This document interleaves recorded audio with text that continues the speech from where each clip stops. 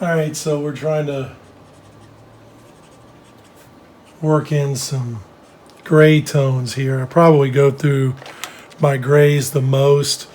I'll buy a set like these, cover some grays. These are neutral, and then you can buy refills for these. That's the cool thing about the copics.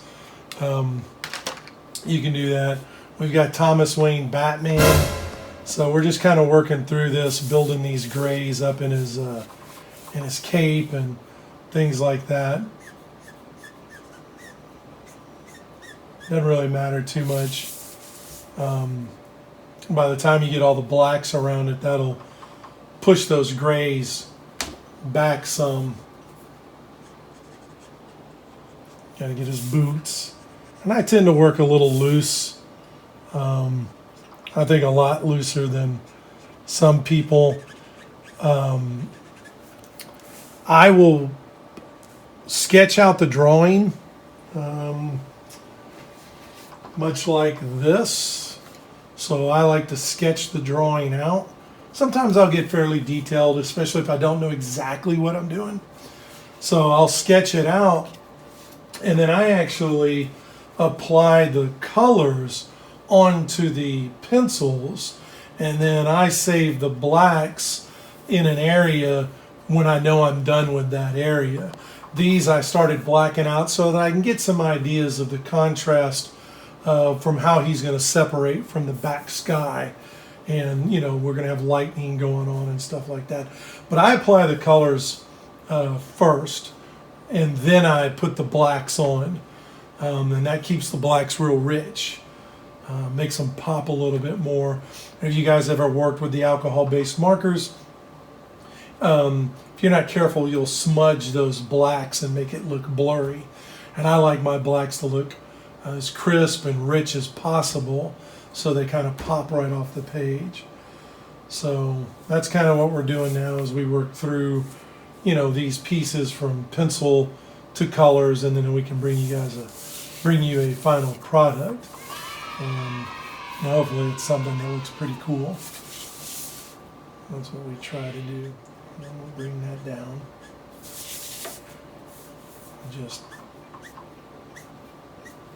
I like to move out so that I can make that piece lighter. So it's lighter on the end.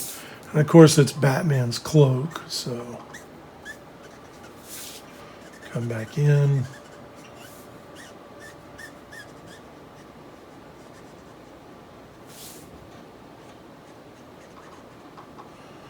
And get those shadows.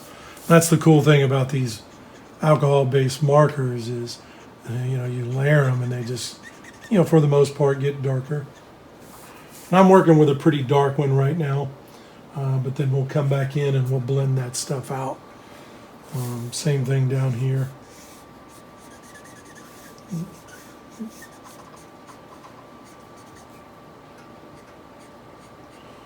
This is all going to eventually be covered with some rain and spattering and stuff like that. We gotta get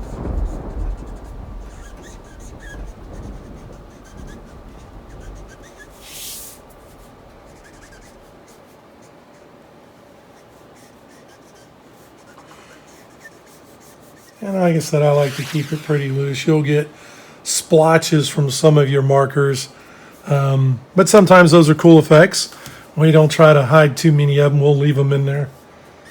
So it kind of gives an energy to the page. You know, people see that kind of paint splatter everywhere.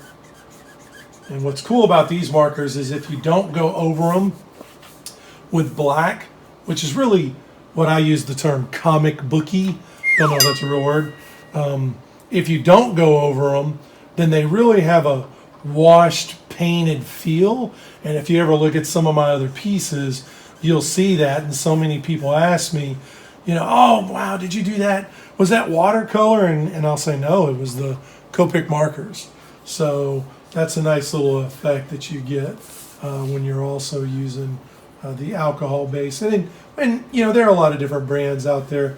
Some people are just, you know, in love with these, and you know, I use them. The best thing about these is you can refill them, so can't argue with that.